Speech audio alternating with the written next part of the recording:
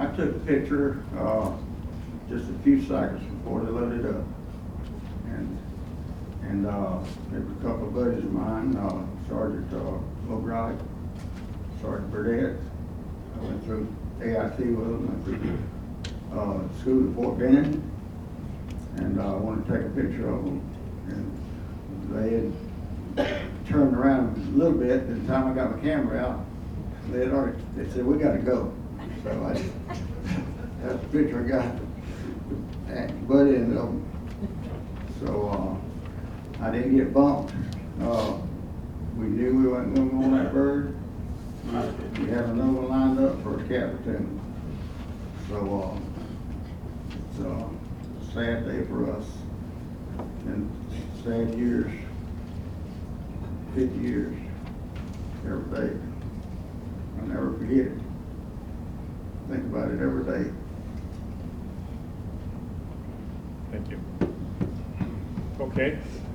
Peter, talk about how you flew the first 3 hours. I got a call from Barry Tomlin the night before, and he said that his wife, not his wife, but Barry, Chris had a baby, and a child, and he wanted to buy some presents for his kids. And go up to PX, buy him presents up there, and get the birth certificates and everything up to the S1 child. And I said, okay. I said, so what do you need me to do? He said, well, can you fly for Sam tomorrow morning? And I said, anything for Sam, anything he wants, no problem. I said, what aircraft are you going to be in? He said, right now we're scheduled 157, Larry Mustensburg. Delighted. I had to pick a bird to fly out of that fleet. There were 3 of them. But this was #1 ship I would take. Best maintained, hardest working crews on the aircraft. 9 out of 10 times every time we went out there, that thing went perfect. Great aircraft, great maintenance, great people maintaining it. I'm telling you that. This was a crew.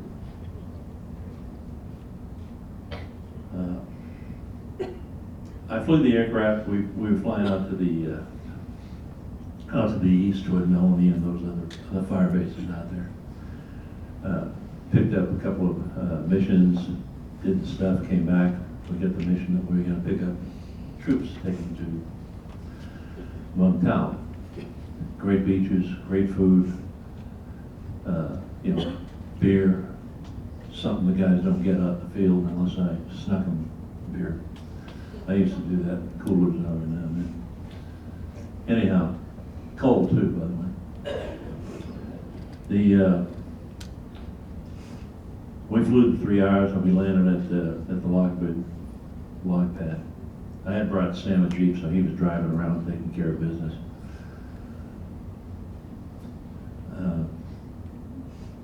When I got on the aircraft, I was really pleased to see who was on the crew. Now, those of you in the family I've talked to, I've told you, I cannot tell you much how proud I was to be on that aircraft with that particular bunch of people. They were tremendous. Bob will tell you that. Bob's out here has got the Chinook hat. Yeah, put your hand up. He was in the unit also. He knew him. He knew the kind of people we're talking about. I get out there. I flew. I got bumped by Sam. Sam was going to take an aircraft commander's ride. He wasn't the most experienced pilot, but he was very attentive to detail. He listened well. He flew the aircraft like a professional. He did everything exactly the way it was supposed to be done. Barry Tomlin, same type of person. Excellent pilot. Fantastic control touch. Both of them were top-notch pilots. Sam could only get better being an aircraft pilot by making the decisions for himself. And he made always good decisions when he was given the authority to do so. He was a solid, really fine young man.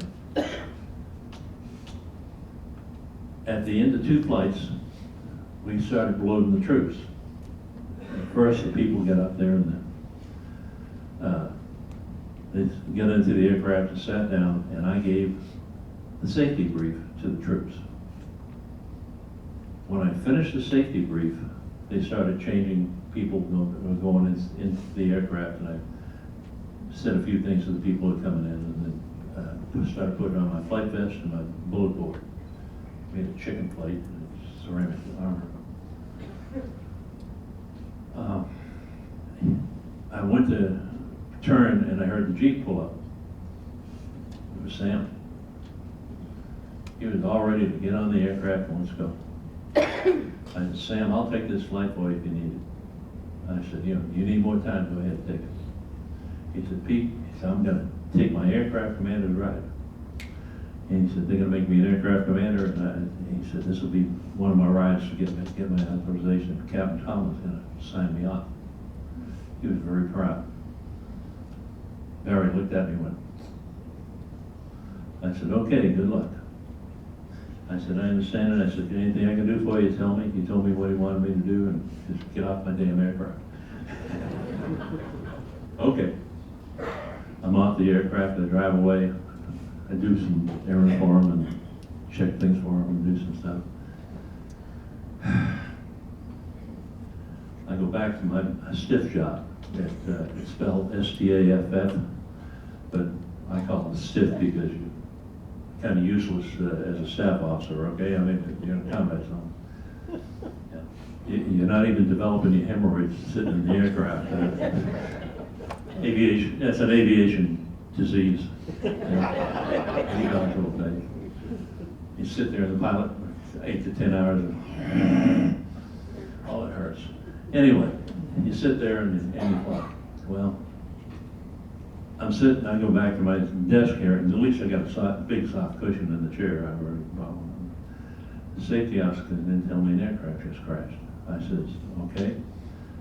I'm the aviation safety and operations office. I said, I'll tell the colonel when he comes in, and Major Funk. And about that, he said, what aircraft is it? What type? Aircraft tail number. He tells me. I think he's trying to pull my chain. It ticks my. I got pissed off. I was going after this guy. I didn't think it was a funny joke. Major Funk came in and said, Pete, got a bird waiting for you to go to the crash site. The reality hit me. That aircraft was down. Okay, let's go see. So I get out there and they fly me out in a Huey. It's my Huey now. But I'm a passenger. They get 2 pilots. I get in that thing and I'm gone. All I got's a notebook, pen and pencil, 38. I'm out in the woods. I look at that wreckage from the air. Doesn't look right. They land, I walk over to it, and I'm standing at a 19-foot aircraft, and the highest part of that aircraft is this tall. And I'm standing at the front of the aircraft, and I'm looking at the remains of my 2 friends, Barry and your beloved Heather. Tremendous people.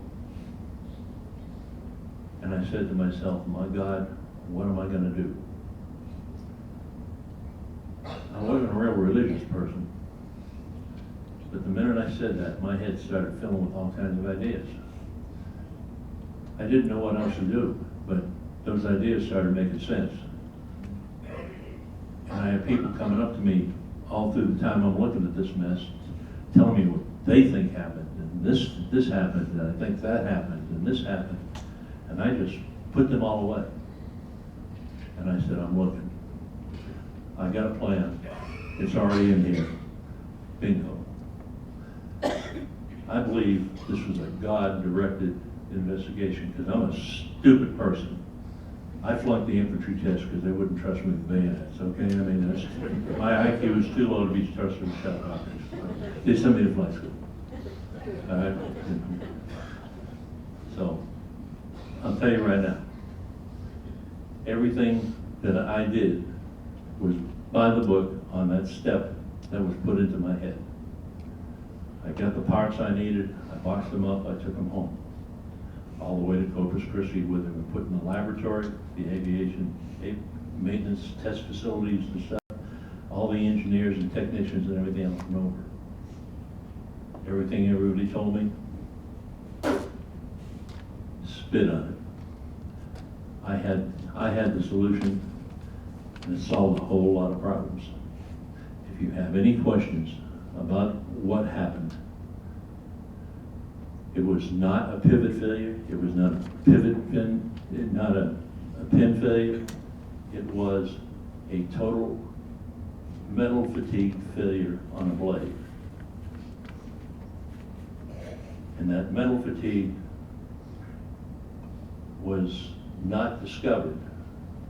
And I'll tell you the reason I think they would not know it was metal fatigue, verified by my engineers and everybody, the aft green blade departed straight out from the aircraft. I had 150 tons unbalanced force toward the whole aft pylon on. Fuel lines, engines still running, engines have an engine-driven pump, so they would still suck at fuel all the way through and pressurizing fuel into the back with sparks and everything else was coming. So everybody has said there's a smoke trail. The fuel that was going to the engine on the back end of the small start engine that we had was still flowing. Hydraulic fluid was igniting because it was mixing with fuel. I had electricity still going and the generators running down, sparks were going. That caused a fire, and that followed the smoke trail all the way down. I was looking eyeball level with that aft transmission at the point where the blade departed. And one of the gentlemen, soldiers, who escorted me over there to that transmission, gave me a bottle of LSA. And I coated that head with LSA. I preserved the evidence. I also found problems with maintenance material that had not been corrected or had been modified by a manufacturer that possibly could have found that stuff, and they found that to be also at fault. Now, some of the people will tell you I gave testimony on a federal court. And they found my testimony to be solid. Correct? If you have any questions, anything you want to know about your people, if I was going to fly that an aircraft, like I said before, 157 would have been my first choice. And that choice of crew, enlisted, and pilots, I would sit in the back and ride with them all day long. I've got 4,500 hours of Chinook time alone, 9,000 torque. I still would fly with them. Thank you. We appreciate it.